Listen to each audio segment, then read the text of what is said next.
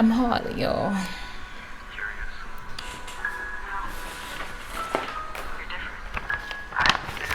Okay, I just need a moment.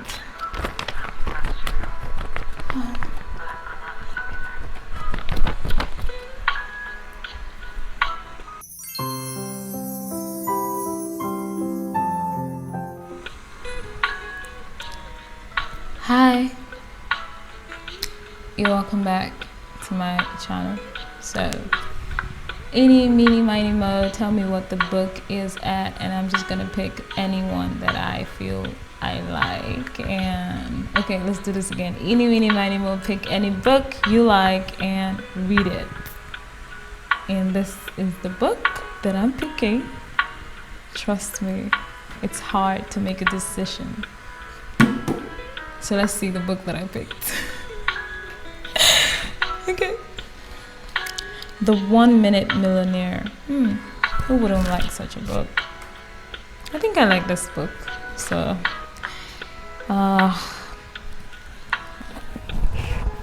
here it is.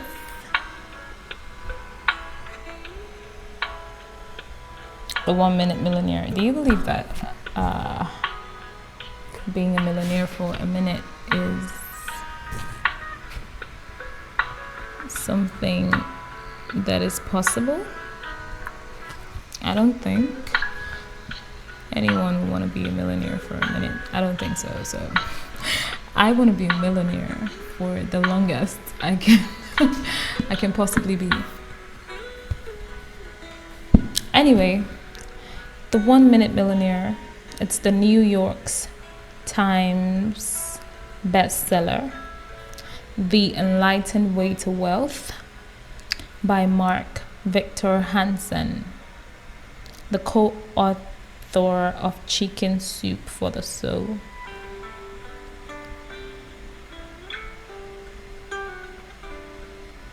And Robert G. Allen,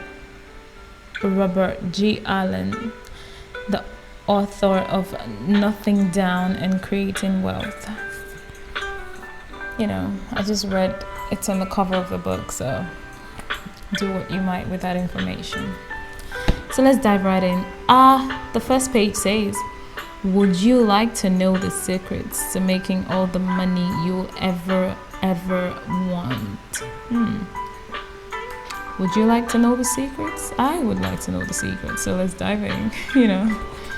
Let's just get right into it. There's plenty of writings here, but I'm sure you all don't want to hear that. The 1 Minute Millionaire is a revolutionary approach to building wealth and a powerful program for self-discovery as well. Here are 2 books in one, fiction and non-fiction, designed to address 2 kinds of learning so that you can fully integrate these life-changing lessons. On the right-hand pages, you will find the fictional story of a woman who has to make $1 million in 90 days or lose her 2 children forever. Whoa, that's huge. On the left-hand pages,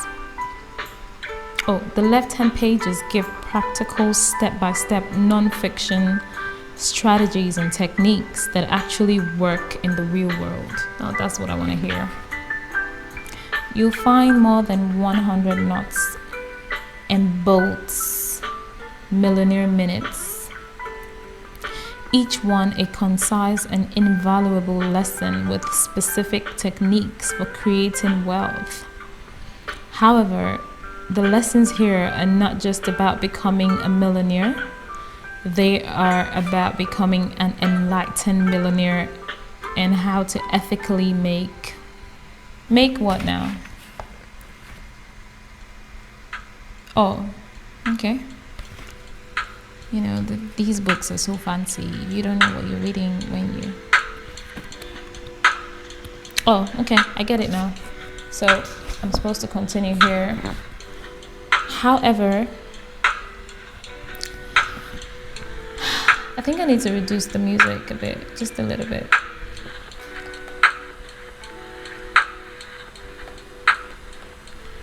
I think that works, or, you know.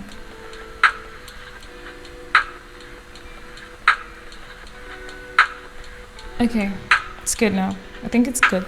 Okay, so I'll take that last line again. It says, however, the lessons here are not just about becoming a millionaire.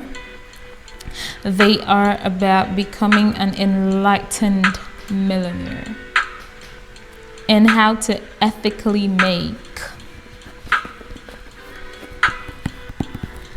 keep, and share your wealth. Whether your goal is less than $1 million or that amounts many times over, there's never been a better time to achieve abundance. Let the 1 Minute Millionaire show you the way. Such a way to pitch your book to people, you know.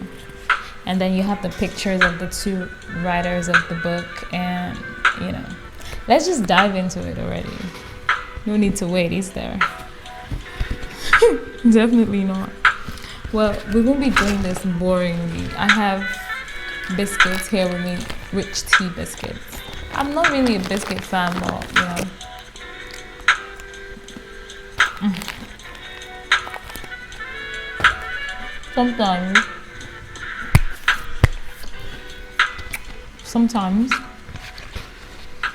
Sometimes I like it. Sometimes I don't. All right. Introduction. Millionaire Mountain. Imagine this. You just received a phone call from the estate of a long-lost relative. You have inherited $1 million in cash. It's waiting for you in a safety deposit box in a Swiss bank. There's only one catch, though. The key to the box is in a silver container hidden at the summit of Mount McKinley in Alaska at 20,320 feet, the tallest mountain in North America.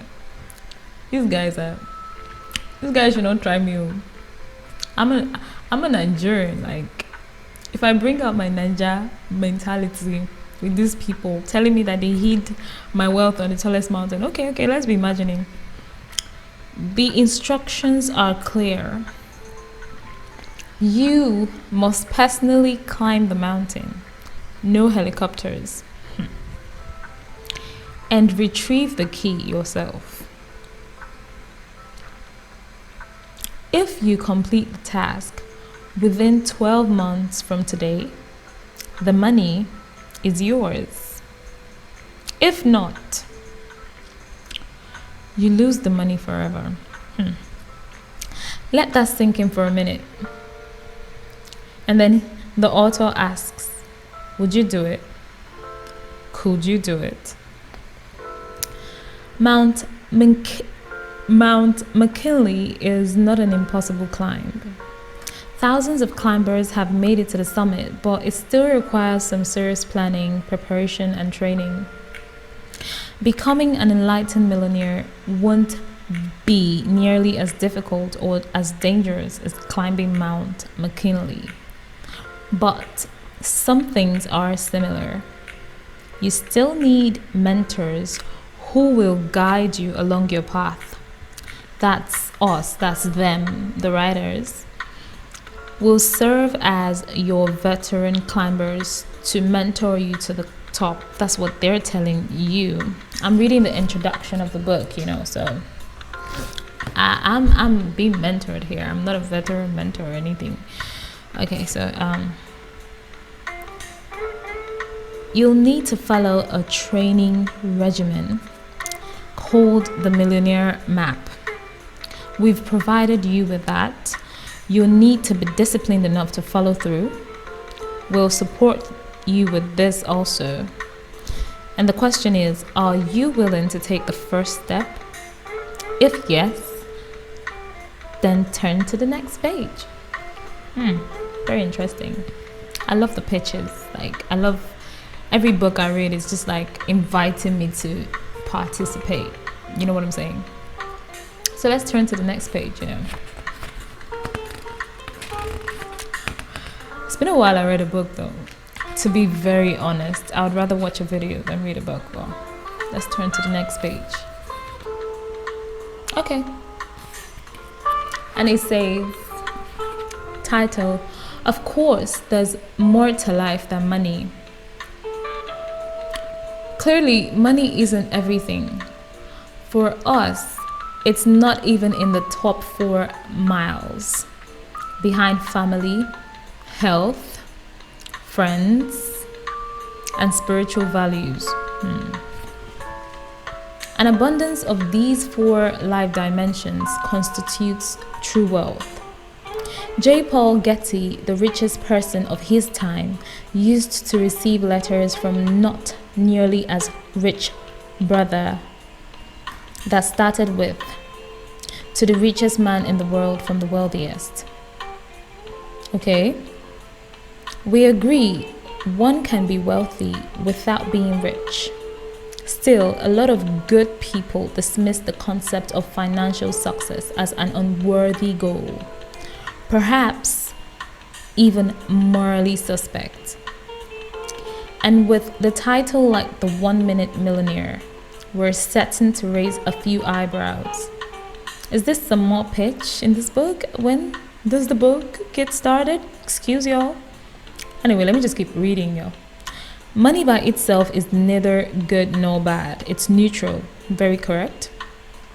Money is an energy tool. Like a hammer, money can be used to build or destroy. Yes, so I'm gonna be reacting. I'm not a robot. I'm reading a book. Okay, I'll try to keep it minimal. We believe that understanding money, how to ethically make it, keep it, and share it adds a positive dimension to wealth. That's true.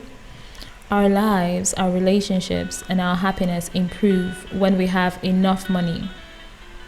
Very correct. I like this book. It's like telling me what I want to hear, That's why we wrote this book. Okay. Money properly earned and combined with enlightened intentions makes the world a better place. Almost anyone can become a millionaire, and that's so true. But we're hoping you aim for enlightenment at the same time. Just follow our proven system and the odds are substantially in your favor to become an enlightened millionaire. All you have to do is to read this book and travel the path.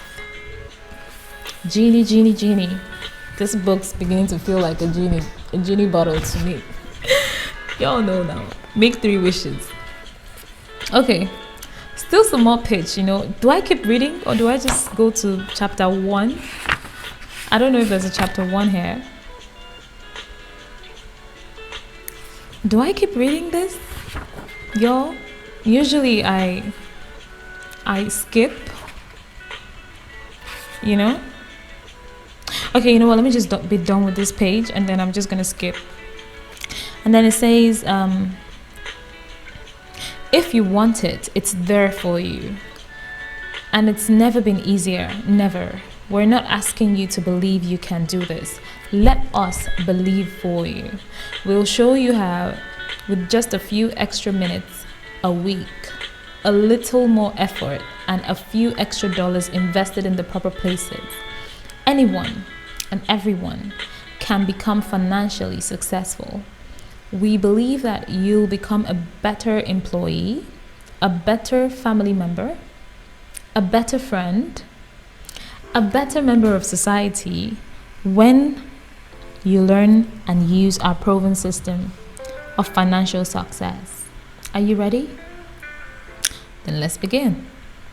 Okay, so I'm just going to skip these parts and just go to page 1. This book comes in it has things like diagrams and stuff, So let me just see this.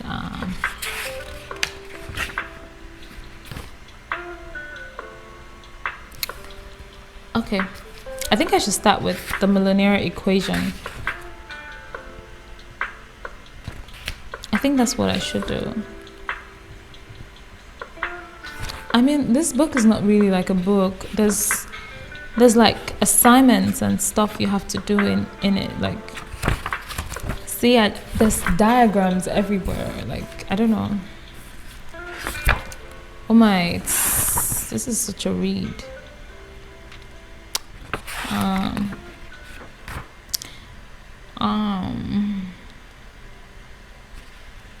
Okay, this is a book that you have to take your time to read because it has assignments and it has like, you know, classwork.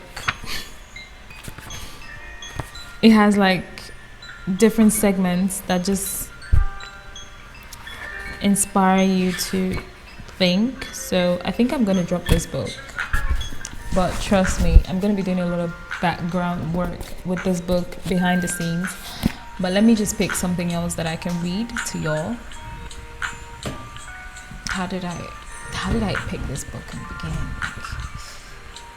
Whatever, I think it works here either way. So let me just pick something else. I don't know, this one. Whoa, this one seems interesting.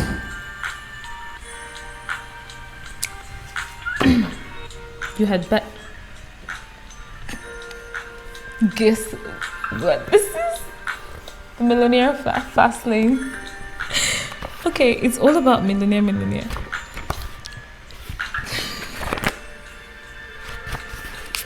And I found money inside it.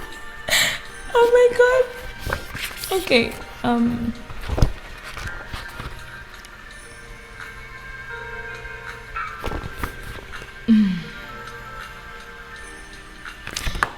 Okay, I think I should read this one. I mean, I wouldn't want to, select again, would I now? So, The Millionaire Fastlane. This one seems more straight to the point. Do I read the introduction? The Millionaire Fastlane is by M.J. DeMarco. See, it's, a cool book, very simple. And it's the #1 business bestseller for finance and entrepreneurship. You'll learn more in 2 days from this book than you will in 2 years of business college courses. It's 1/100th of the price. Like, it's really cheap for what value you get. I think that's what they mean.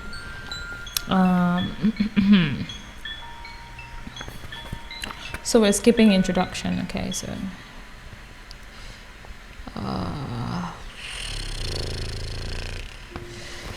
okay, it seems like an interesting read. I mean, the introduction,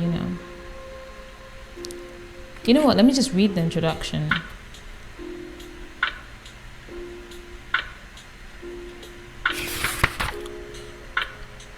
Okay, let's read this. Introduction. The road to wealth has a shortcut. There is a hidden road to wealth and financial freedom. A shortcut of blinding speed where you can achieve wealth in youthful exuberance over elder entropy.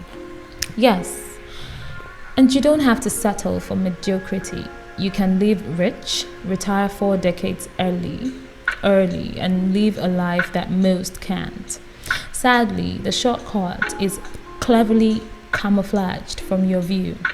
Instead of the shortcut, you're led down a paralyzing road to mediocrity, a dulled cornucopia of financial stratagem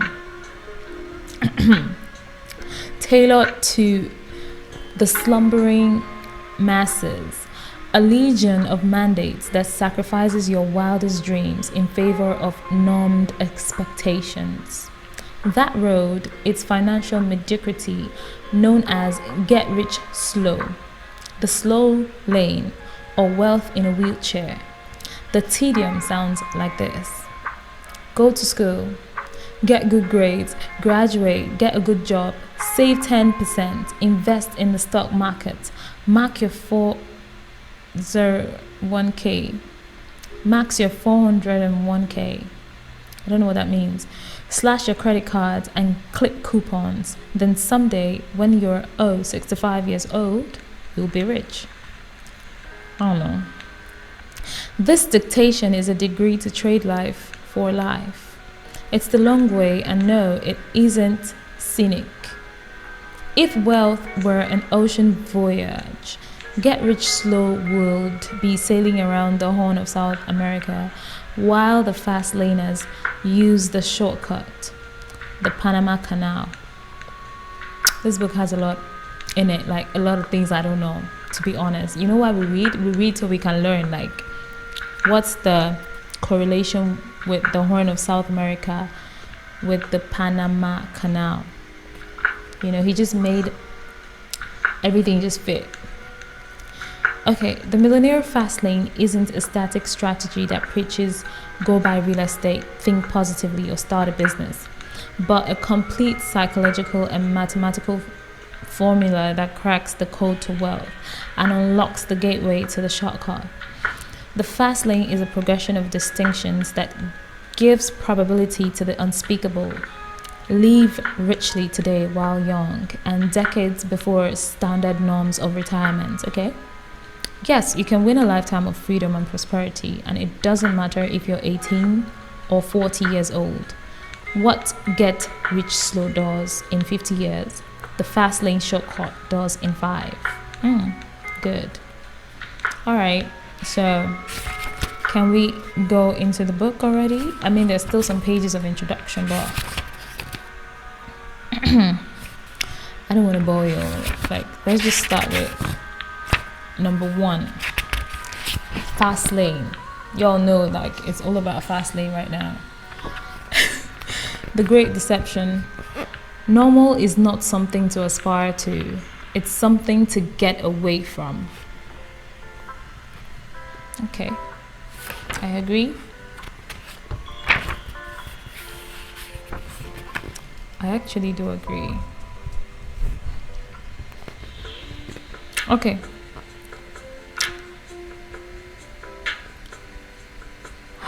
Man, these books are so engaging. Like, there's a telltale here. Like, I don't even know. Like, there's like a drama. Like, the first page has like an interactive drama session that I can't read. Y'all have to get these books yourself, like these books yourself. You have to get it yourself, because I'm just gonna do what I can do, but you know.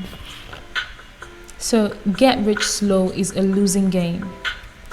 If you want to get rich and get rich slow is your strategy, I have bad news. It's a losing game with your time wagered as the gamble.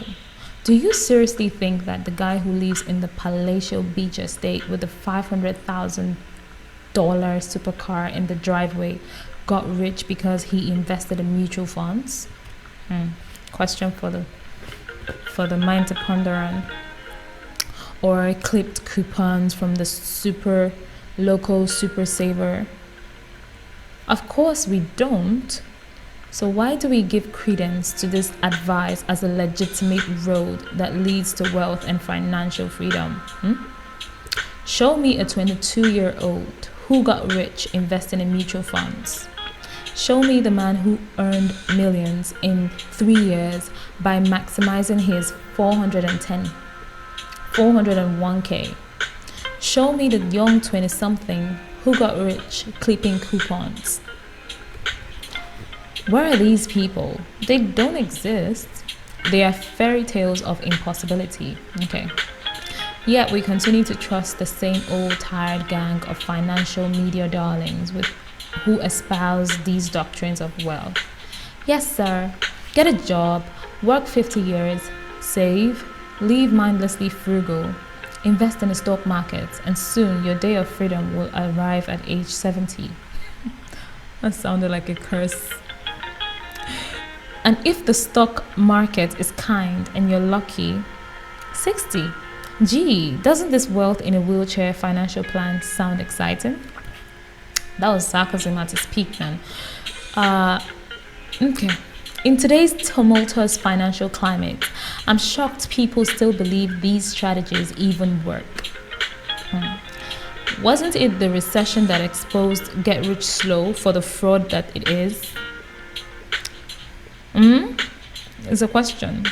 Oh, I get it. If you're employed for 40 years and avoid 40% market turndowns, 40% market downturns, get rich slow works. Just sit back, work, and hope death don't meet you first.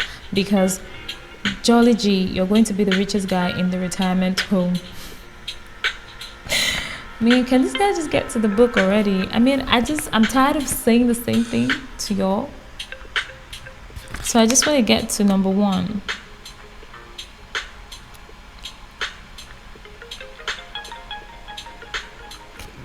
Okay, let's get to chapter 2. The 90 seconds that changed my life. I grew up in Chicago and was a porky kid with few friends. I wasn't interested in teenage girls or sports, but lying around in a beanbag, stuffing my face with donuts while watching Tom and Jerry reruns. Parental supervision was absent. Mom divorced dad years earlier, which left my older siblings and me to be raised by a single mother. Mom didn't have a college education or a career unless a deep frying job at the Kentucky Fried Chicken qualified. That left me to my own indulgences, usually consumption of sweets and the latest episode of The A-Team. My exertions were epitomized by a long broken broomstick. I used it at the TV's remote control, since the real one was broken, and I was too lazy to move. When I did move though, the local ice cream shop was often my target. A sugary delight was a motive I could count on. The 90 seconds, that day was like any other day. I sought ice cream. I plotted the flavor of my next indulgence and headed towards the ice cream parlor. And when I arrived, there it was. I was face to face with my dream car, a Lamborghini Countach, famous from the 80s hit movies, Cannonball Run, parked stoically like an omnipotent king. I gazed upon it like a worshipper beholding to its god. Awestruck, any thoughts of ice cream were banished from my brain. Posterized on my bedroom walls and drooled upon in my favorite car magazines, I was acutely familiar with the Lamborghini Countach. I don't know if I'm getting the pronunciation right though, but and he went on, cunning, evil, obscenely fast, spaceship doors, and ungodly expensive. Is there something like ungodly expensive? You're chill, man. This Lamborghini. Anyway, yet here it was, just a few feet away, like Elvis re-resurrected. That's Elvis Presley? Is that what you mean? Or Michael Jackson? Its raw, tangible grandeur was like an artisan coming face to face with an authentic Monet. The lines, the curves, the smell.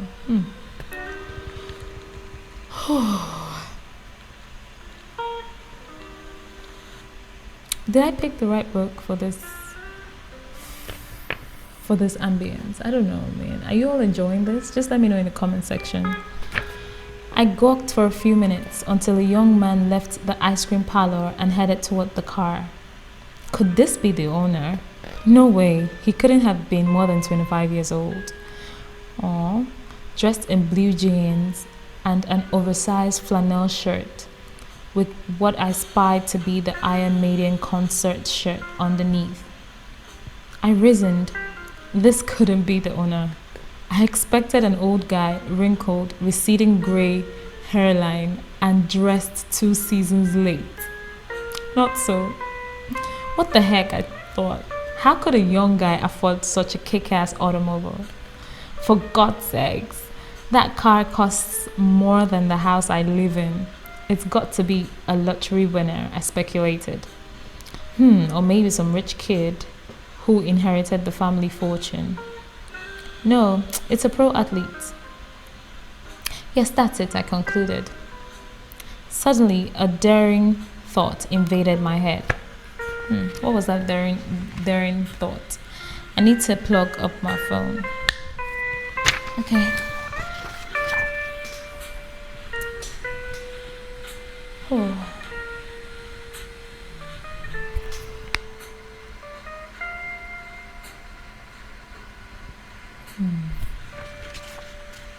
Do you all like this book though?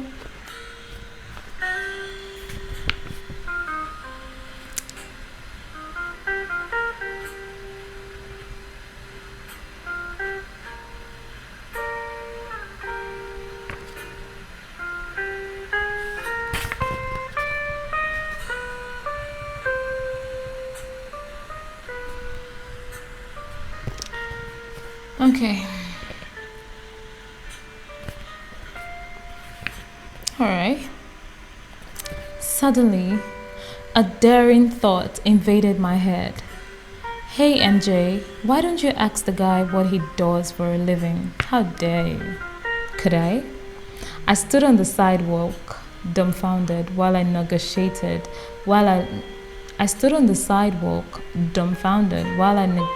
with myself.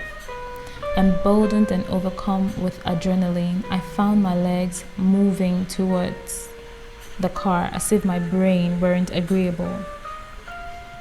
Let's take that again. I stood on the sidewalk, dumbfounded, while I negotiated. Let's take that again. Because, I'm not the only one, or he's not the only one dazed by this Lamborghini thing. I stood on the sidewalk, dumbfounded, while I negotiated with myself. Emboldened and overcome with adrenaline, I found my legs moving toward the car as if my brain weren't agreeable in the back of my mind. My brother...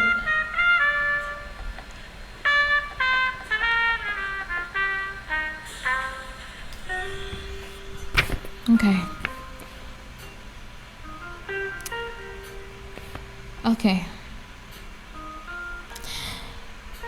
Okay.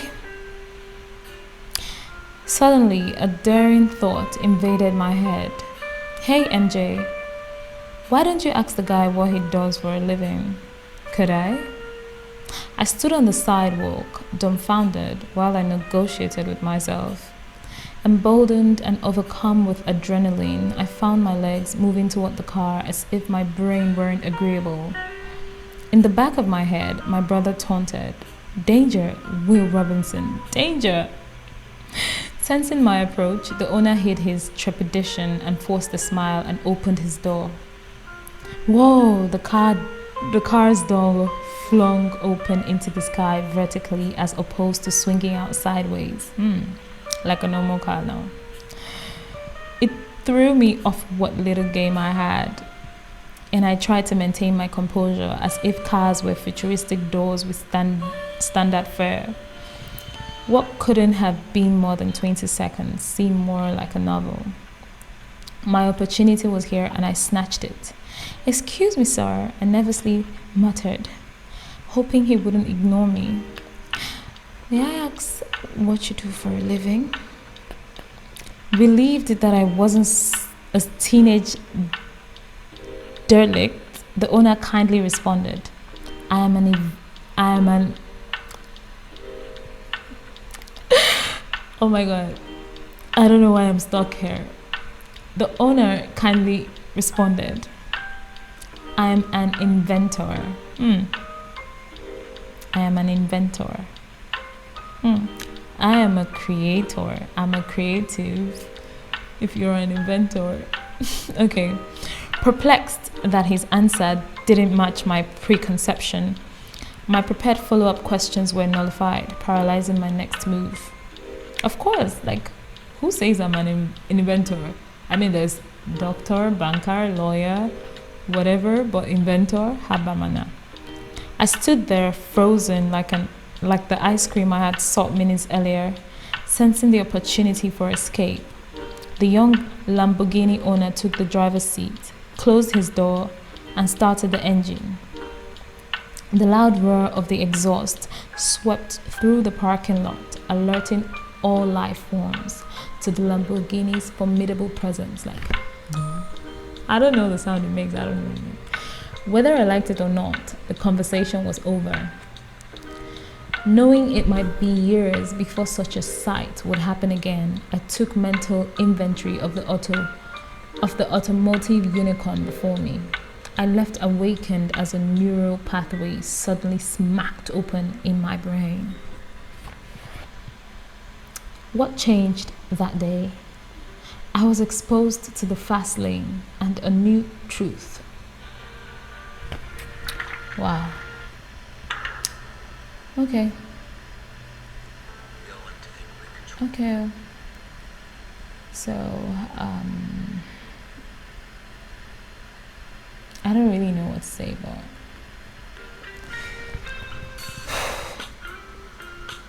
what changed that day? I was exposed to the fast lane and a new truth. As for the sweets I pursued that day and never made it into the store, I turned around and went home with a new reality. I wasn't athletic, I couldn't sing, I couldn't act, but I could get rich without fame or physical talent, and that's true.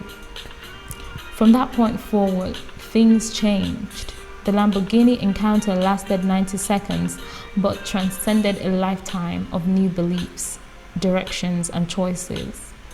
I decided that I would someday own a Lamborghini, and I will do it while I was young. I was unwilling to wait until my next encounter, my next chance experience, and my next poster. I wanted it for myself. Yes, I retired the broomstick and got off my fat ass. Oh no, I'm not supposed to curse in this channel. Oh please, YouTube, please. After the Lamborghini encounter, I made a conscious effort to study young millionaires who weren't famous or physically talented.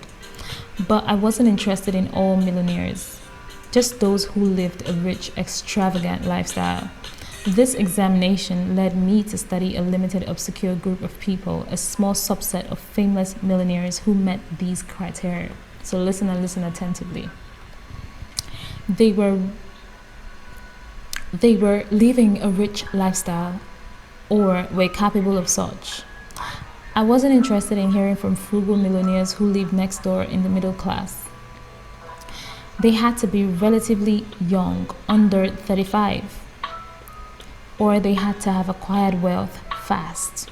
I wasn't interested in people who spent 40 years of their life jobbing and penny pinching their way to millions. I wanted to be rich, young, not old. 3, they had to be self-made. I was broke. Silver spoon winners of the Lucky Sperm lottery weren't invited into my lab. I mean, he's referring to those who just, those who were born into rich family, And then their riches couldn't be from fame, physical talent, playing pro ball, acting, singing, or entertaining. These 4 criteria, they had to meet it. Okay. He sought millionaires. I sought millionaires who would have started like me, an average guy without any special skill or talent, who somehow made it big. Through high school and college, I religiously studied this millionaire divergence. I read magazines, books, and newspapers and watched documentaries of successful businessmen, anything that provided insight into this small subset of millionaires, and I absorbed it. Unfortunately, this zest to uncover the secret of fast wealth led me to disappointments. I was a late night infomercial marketer's dream come true, gullible, willing, and armed with a credit card. I bought into countless opportunities, from one tiny classified ad to the Asian real estate mogul and his sexy bikini clad yacht vixens. None of them delivered wealth, and despite the sleek commercials and their claims, the large breasted models never materialized. As I fed my appetite for knowledge and endured one odd job after another, my research uncovered some remarkable common denominators. I was confident I had uncovered all the components of the Millionaire Fastlane and fameless wealth. I was determined to become rich young, and the journey would, after college graduation, begin. Little did I know what lay ahead, the roadblocks, the detours, the mistakes. Oh my God. Okay, I graduated from Northern Illinois University with 2 business degrees. 2 degrees? College was a 5-year prenatal employee brainwashing, with graduation as the overrated climax. I viewed college as indoctrination into corporate droneship, an unfulfilled marriage between me and a life of jobs, bosses, and being overworked and underpaid. My friends were hired for great jobs, and I bragged about it. I worked for Motorola. I got a job at Northwestern Insurance. Whatever. While I was happy for them, my friends bought into the slow lane lie. Me? Thanks, but no thanks. I sought to avoid the slow lane like a medieval plague. My idea was to find the fast lane, retire rich, and retire young. Do you want to keep hearing the story? Do you want to keep hearing the story for real? Anyway, let me keep reading. Despite the confidence, the next few years fell horribly short of my expectations. I lived with my mother as I bounced from one business venture to another. Success was absent. Every month was a different business. Vitamins, jewelry, some hot turnkey, marketing program, purchased from the back of a business magazine, some goofy long-distance network marketing gig. I'm smiling because I can relate. Despite the hard work,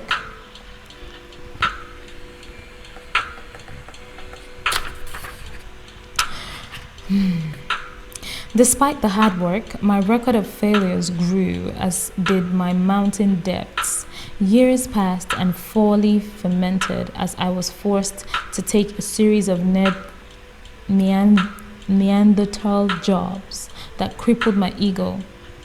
A boss boy at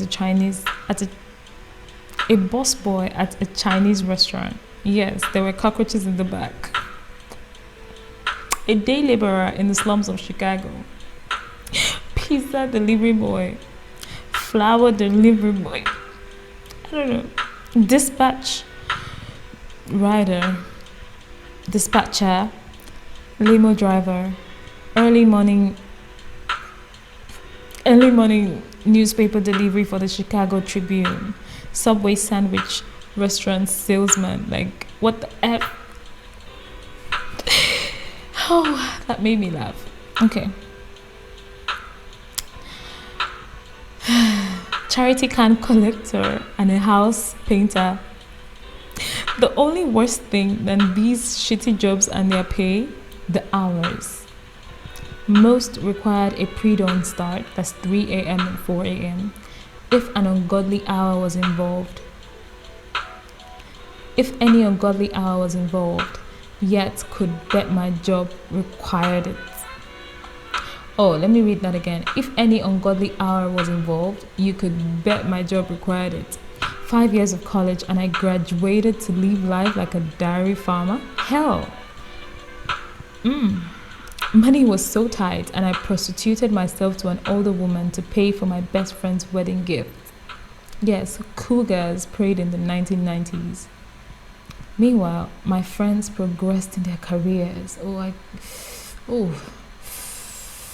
They got their 4% yearly pay increases. They bought their Mustangs and Acuras and their 1,200 square foot townhouses. They appeared to be content and lived the expectant life preordained by society. They were normal and I wasn't. At 26 years old, I fell into depression.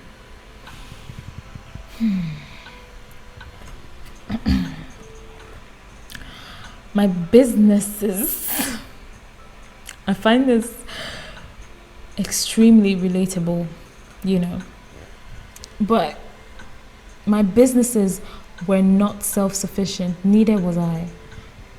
Seasonal depression gnawed at my fractured psyche. Chicago's rainy, dark, dreary weather made me crave the comfort of a warm bed and tasty pastries. Accomplishments were preceded by sunshine. So yes, I wasn't accomplishing much.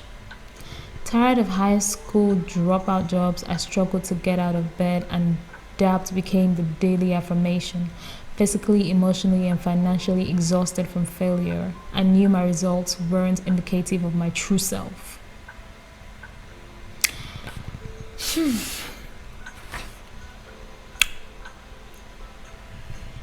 Let me relax a bit. I knew the fast way to wealth, but I just couldn't get it executed.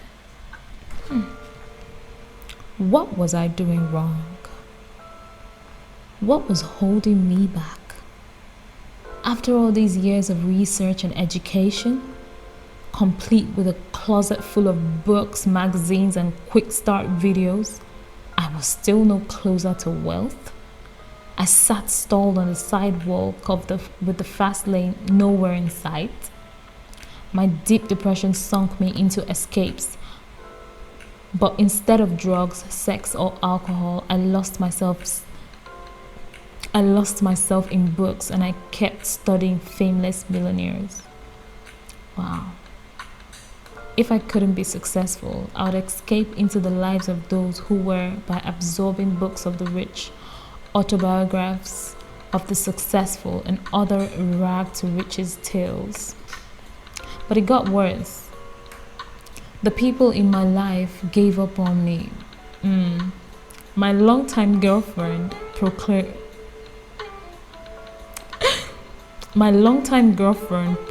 proclaimed you have no resolve. She had a safe and secure job with a rental car agency, but would argue because she worked long hours for chump change, a whooping $28,000 a year. Of course, she rightly retorted with the facts. You don't have a job. You make $27,000 less than me, and none of your businesses work. She was a smart cat. Our relationship ended as she found courtship with a corporate radio ad executive. This book, I don't know, man. This book is just speaking to me right now. And then there was my mother. Oh, mothers.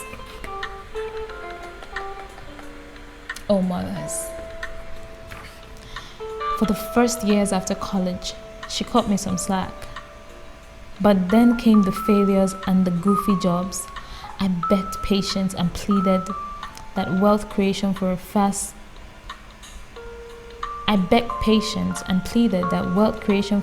lane entrepreneur operates under an exponential scale. Those who hold jobs operate under a linear scale. Unfortunately, it didn't matter how great my charts and diagrams were. Mom lost faith, and I didn't blame her. Landing a man on Mars showed more promise. Her directives dulled my drive. She would shout, "Get a job, baby," at least 20 times a week. Even today I shudder. That phrase, shouted in that voice, could exterminate cockroaches in a post-apocalyptic world.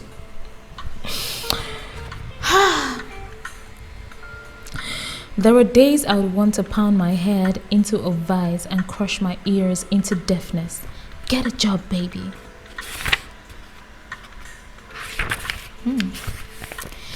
Get a job, baby, bore into my soul. It was a motherly decree that put the trial to an end with the jury's unanimous verdict. Failure with a vote of no confidence. Mom suggested, the grocery store is hiring a deli manager. Why don't you go down there and check it out? I can even say it in my African mother's accent. Why don't you go down there and check it out? Your mates, sir. Let me know that. Anyway, as if my college education and struggles for the last 5 years were to eclipse at the deli counter or deli counter, whatever that is, counting blocks of bolonga and ladling potato salad to the neighborhood soccer moms. Thanks for the job tip, but I'll pass. Oh yes, I'll pass. I will pass too. I'm even passing currently. It took the pain of a cold Chicago blizzard to throw me into the crossroads of life. It was a dark, frigid night, and I was dead tired working as a limo driver. My shoes were drenched from wet snow while I fought a migraine headache. I'm in a new paragraph. This is his blizzard of awakening. The 4 aspirins I chased 2 hours earlier had no effect. I wanted to go home, but I couldn't. I was stuck in a blizzard, and my usual routes were snowed in. I pulled to the shoulder of a faintly lit road and felt the cold chill of melted snow crawl up my legs from my toes. I put the limo in park and faced myself in dead silence with nothing but the fall of snowflakes to remind me how much I hated winter. I gazed at the cigarette burned ceiling of the limousine and thought, what the hell am I doing? Is this the life? Is this what my life has become? Sitting on an empty road in a blizzard in the dark of the night, out in the middle of nowhere, I'd had it. Sometimes clarity washes over you like a peaceful breeze, and other times it hits you on the head like a falling Steinway piano. For me, it was the latter. A sharp declaration overpowered my brain. You cannot live another day like this. If I was going to survive, I needed to change. The decision to change. It's not my book. I mean, I feel like I'm the one that wrote this book, but it's not my book. Okay, the harsh winter shot me into swift action. I decided to change. I decided to take control over something I thought was uncontrollable. My environment. Your environment. That's the first place, though. Your environment. I decided to relocate to where I didn't know. And at that moment, I didn't care. To a land I will show you, says God to Abraham, innit? In an instant, I felt powerful. Oh yes, I know the feeling.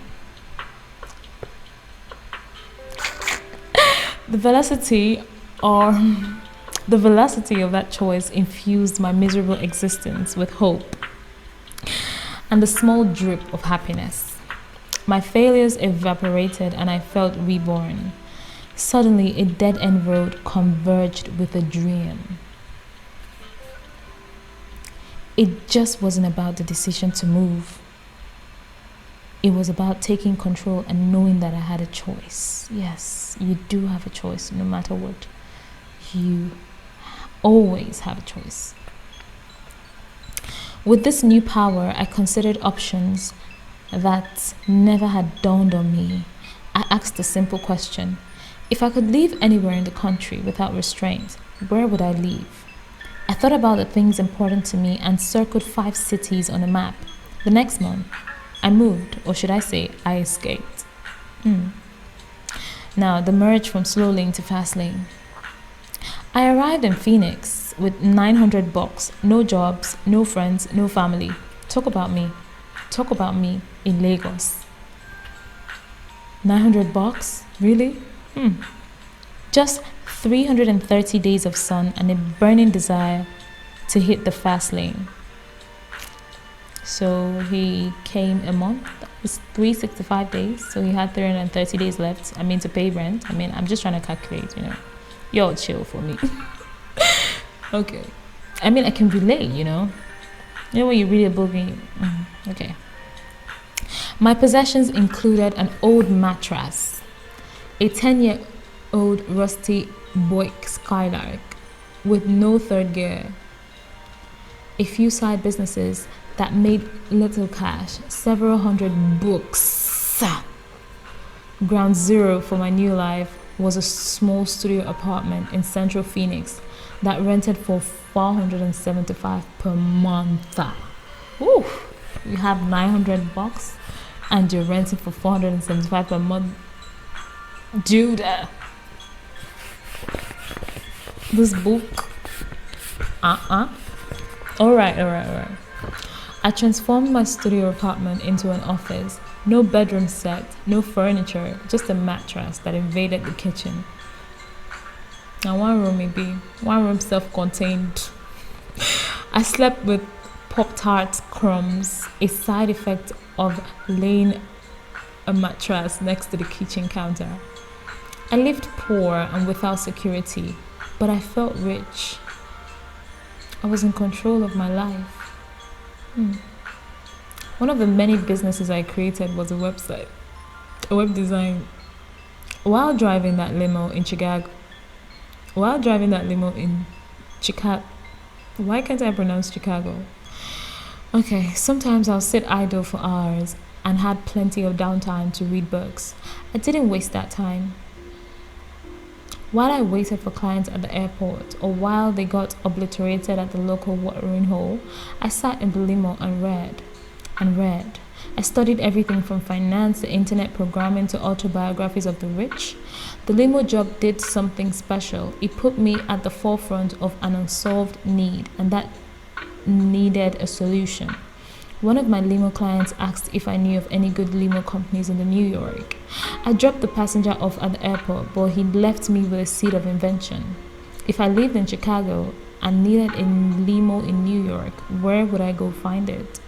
I didn't have a New York Yellow Pages handy, and surely no one else outside of New York did either. Faced with this question, I concluded that other travelers will have the same challenge, so I built a website that would solve this problem. He built a website that would solve this problem. That is what, in fact, I think this is where I should stop in this book. One thing I've learned about making money is that making money equals solving problems. Like, the minute you begin to see problems, like problems that exist as an opportunity to make money, I think that's when you get into the fast lane, like, stay with me. I think that's when you get into like the overdrive, the part where you're now making money or you're now able to make money for yourself. I mean, like, I can relate to this, or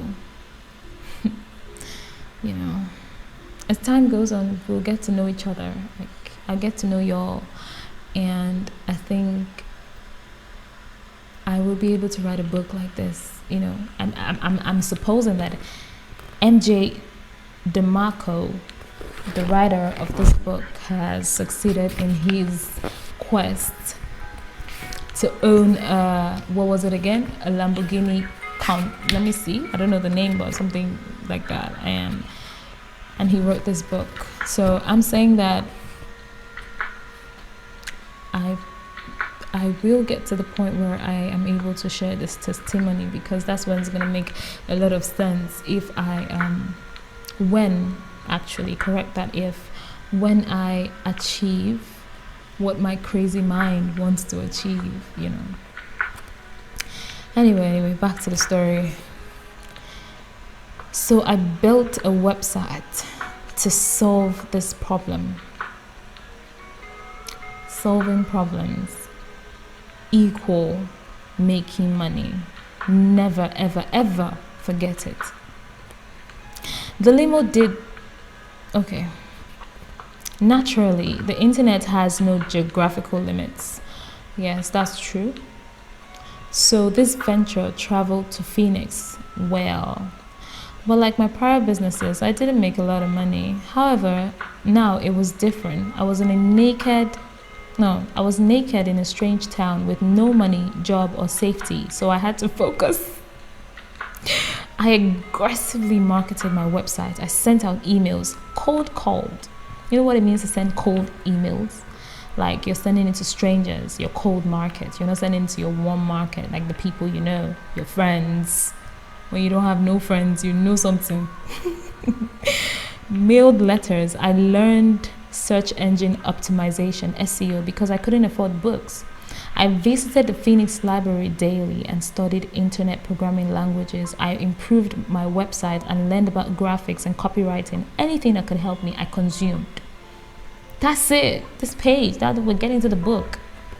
Then one day, I had a breakthrough. Of course you will have a breakthrough. I received a call from a company in Kansas that raved about my website service and wanted me to design its website. While my focus was web design, I obliged for a price of $400. They thought that the price was a steal, and within 24 hours, I had built the company its website. I was ecstatic. In 24 hours, I had most of my rent payment.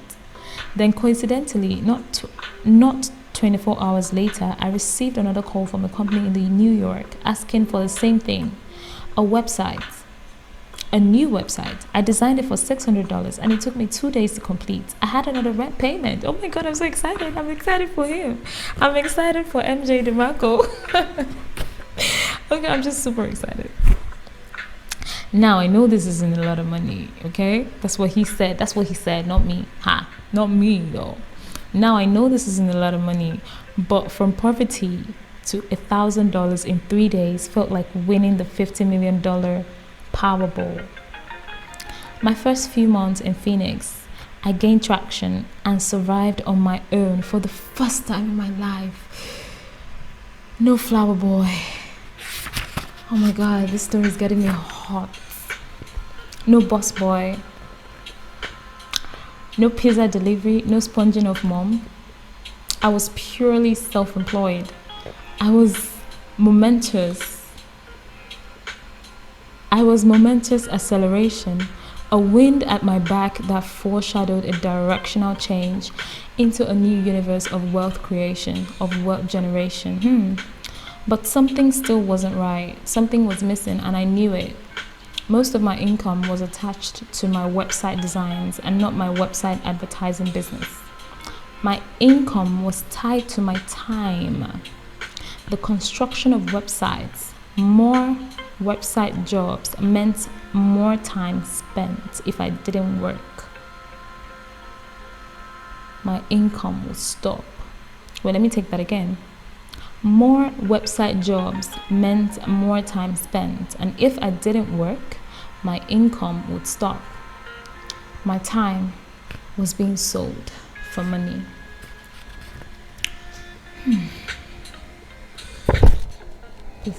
What do we do? Do we complete it? Do we stop here? You want to hear more about this book? I'm having the time of my life reading this book to you. Anyway.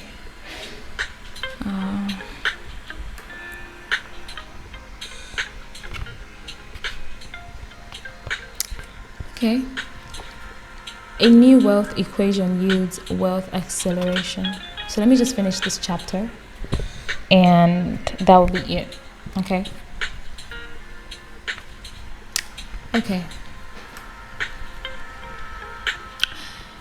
In the winter, a friend visited from Chicago. I showed him my web directory and he was amazed at all the traffic my service received. I'd get limo price inquiries from around the world every minute of the day. How much for a limo from Boston to Worcester? How much from JFK to Manhattan?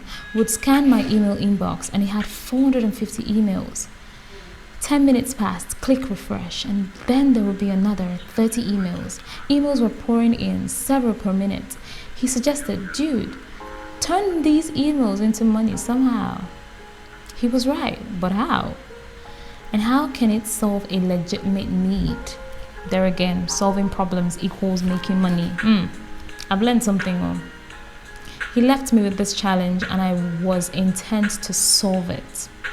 That's how you know rich people, they just want to solve problems and they are going to make some good money. Days later, I created a risky, unproven solution and gave it a shot. What did I do? Instead of selling ad space, I decided to sell leads. There was a problem though. This revenue model was new and groundbreaking. Additionally, I had to convince my customers that this method of business was beneficial to them. And I had no data to predict whether I could or it could succeed. Remember, this was in the late 90s when lead generation in web space was unfounded. At least until I went out and did it. Good. Nonetheless, I took the risk and implemented it. In the short term, I expected the change to kill my income, and it did. I predicted its success would take months if it worked at all. My first month, the new system generated $473. Yikes! I built more websites to fill my income gap. The second month's revenues were $694. Third month, $970, then $1,832, then $2,314. Oh my God, I'm so excited. And it continued and it continued and it continued. That's what I wanted to say. It worked. It did. Oh wow, it worked. It worked. My revenue, my income, and my assets grew exponentially, but not without issue. As traffic grew, so did the complaints, the feedback, and the challenges. Improvements came directly from customers' suggestions. Within days, sometimes hours, I would implement customer ideas. I was known to answer my clients' emails within minutes, if not an hour. I learned to be receptive to the customer and business exploded. Whoa, we're in business. Whoop, whoop, we're in business. Whoop, whoop. That's how you start, man. That's how you start, guys. Don't follow the slow lane, though. If you get minds, start up something. The work days became long and challenging. 40 hours on a vacation. No. 40 hours was a vacation. Typical work weeks were 60 hours long. Days and weekends blurred together. While my new friends were drinking and partying, I was hunkered down in my tiny apartment. So he didn't move out. Regurgitating code. I didn't know if it was Thursday or Saturday, and it didn't matter, quite frankly. The glory of the handwork was this. It didn't feel like work. In fact, I enjoyed it. I didn't have a job. I had a passion to make a difference. Thousands of people benefited from something I had created, which addicted me to the process. I made a difference. I'm so proud of this dude, man. I started to compile testimonials from clients. Because of you, my business grew tenfold. Your website led me to the biggest corporate clients. Your company has been instrumental in growing my business. The feedback was wealth currency. I wasn't awash in riches quite yet, but I felt rich. Yes, feedback is wealth currency. Always ask people to leave you feedbacks, okay? In 2000, my telephone rang with a different type of inquiry. Technology startups called, They wanted to know if I would sell my business. Why do they always do this? Like, yo, this is not even the first time. When someone finishes trying to make something get stable, then you get this call from this billionaire somewhere that they feel like they can buy. Okay, fine. Before I get all upset here, it's okay. You can choose to partner with, big corporations and stuff like that. But I'm just saying, like, they just call to buy. They don't even call to partner. They don't even call to support. They don't even call to invest. They call to buy. Like, the audacity. It's the audacity for me. This dude almost lost his life through depression. You all be calling people to buy their businesses. Like, figures. Whatever. I'm not violent. I'm just saying. They wanted to know if I would sell my business. Technology startups called. They wanted to know if I would sell my business. In that year, the .com frenzy was in full force. Not a day went by without a telltale about some .com millionaire who struck it rich by selling a tech property. Remember the fameless millionaires? This subset of the rich grew at a staggering rate, and the waves swirled my way. So I did want to sell my company. Hell yes. I had 3 offers to sell. Offer 1, 250,000. Offer 2, 550,000. Offer 3, $1.2 million.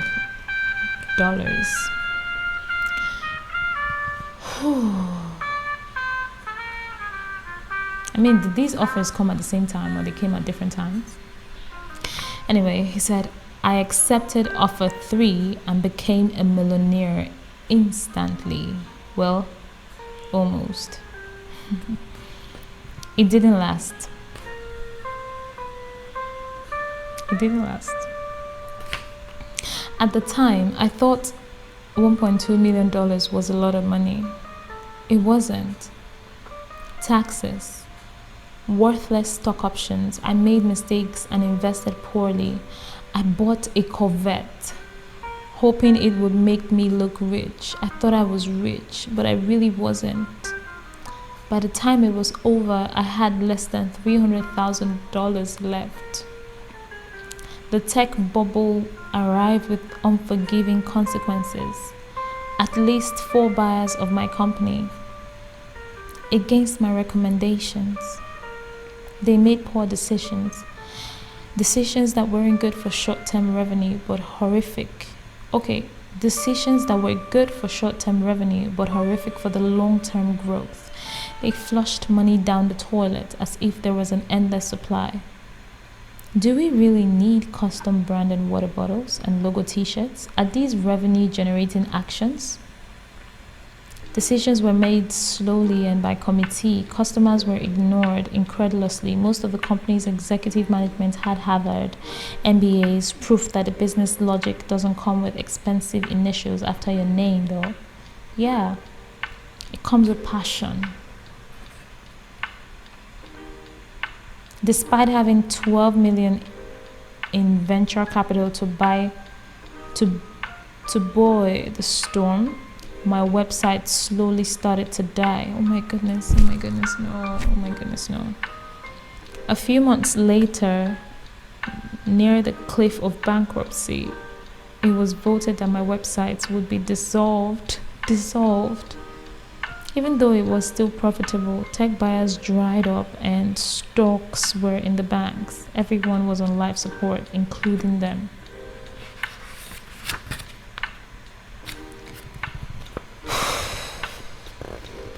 Man, unwilling to watch my creation fade into oblivion, I offered to repurchase my website at a fire sale price, a mere $250,000, financed by its own profit.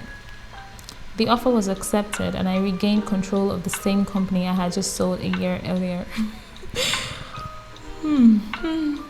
You got lucky, man. Thank goodness you didn't spend all that money. If not, you would have sold it to some stranger somewhere. Essentially, I'd operate the business, take the profit and pay down and carry back loan. What was left over, I reinvested into the business. With my company back in control, a new motivation surfaced. Yeah, to not only survive the .com crash, but to thrive. Now, the birth of the money tree. That's the final verse. That's the final paragraph. The next 18 months, I revitalized to take my service to the next level. In hindsight, I wanted to prove to myself that I wasn't just some lucky chap who got caught up in the .com boom. I continued to improve my website. I integrated new technologies and listened to customers. My new passion was automation and processes. As I streamlined my processes and systems, a slow and steady transformation took place. I worked less and less. Suddenly, I worked an hour a day instead of 10. Yet the money rolled in. I'd go to Vegas on a gambling spree. The money rolled in. I'd be sick for 4 days. The money rolled in. I'd day trade for a month. The money rolled in. I'll take a month off. The money still kept rolling in. Then I realized what I had achieved. This was the fast lane. I'd bought myself a real, living, fruit-bearing money tree. It was a flourishing money tree that made money 24 hours a day, 7 days a week, and it didn't require my life for the trade. It required a few hours a month of water and sunshine, which I happily provided. Happily. Outside of the routine attention, this money tree grew, produced fruits, and gave me the freedom to do whatever I wanted. I'm so happy. For the next few years, I lived a life of laziness and gluttony. That wasn't the turn I expected. Sure, I'd worked a few hours a month, but mostly I worked out, traveled, played video games, bought and raced fast cars, entertained myself with dating websites, gambled. I was free because I had a money tree that surrogated for my time and yielded a bountiful monthly harvest. Since reclaiming my business, it grew meteorically. Some months I'd profit more than $200,000. Yes, profit. A bad month was $100,000. I earned in 2 weeks what most people earned in an entire year. Wealth poured in and I was flowing low on the radar. No fame. No fame. If you earn $200,000 every month, how would your life change? Where would you drive? If you earned $200,000 every month, how would your life change? What would you drive? Where would you live? What vacations would you take? What schools would your children attend? Would debt be a noose around your neck? How fast would you become a millionaire? 4 months or 40 years? Would grabbing a $6 coffee at Starbucks be an issue? You see, when you generate this kind of income, millionaire startup happens quickly. I was a multi-millionaire by age 33. I hadn't sold my business. If I hadn't sold my business initially, I would have probably arrived there faster. But when you're eating cardboard noodles and some tosses, but when you're eating cardboard noodles and someone tosses a $1.2 million in your face, not many will say, nah, I'll pass. I purchased my first Lamborghini and completed the dream prophecy birthed in my teens. Today, that same question I asked so many years ago is now hurled my way almost weekly. And now I have an answer that I can give, an answer I would have dreamed of hearing. Yeah, a better answer than saying I'm an inventor. Come on, dude. Who you trying to scare? Are you God? God is the only creator. I mean, we're all creators, but man, who you want to scare? You know the guy that said he was an inventor? In 2007, I decided to sell my company again. It was time to retire and think about my wildest dreams. Things like this book and screenwriting. However, this time I entertained a variety of offers ranging from 3.3 million to 7.9 million. After making millions over and over in a few short years, I accepted one of the full cash offers and repeated the fast lane process in 10 minutes. And that's how long it took to cash the 6 checks that amounted to millions.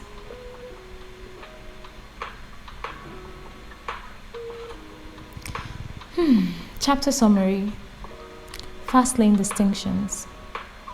Fame or physical talent is not a prerequisite to wealth. Fast wealth is created exponentially, not linearly. Linearly. Change can happen in an instant. And that is just chapter 1.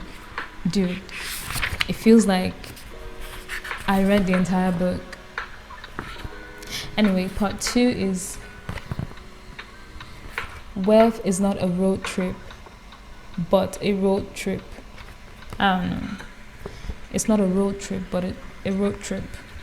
So this book is about 319 pages, and we just read 17 pages. But I'm sure we did learn a whole lot from this book. What just happened? I'm sure we learned a whole lot from this book, and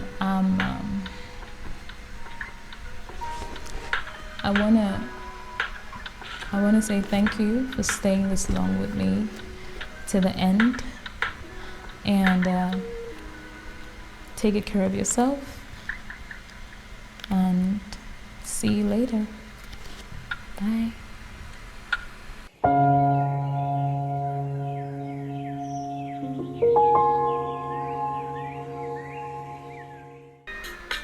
Hi stars, you're welcome to my channel,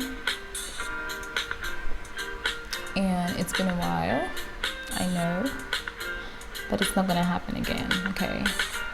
I'm here now.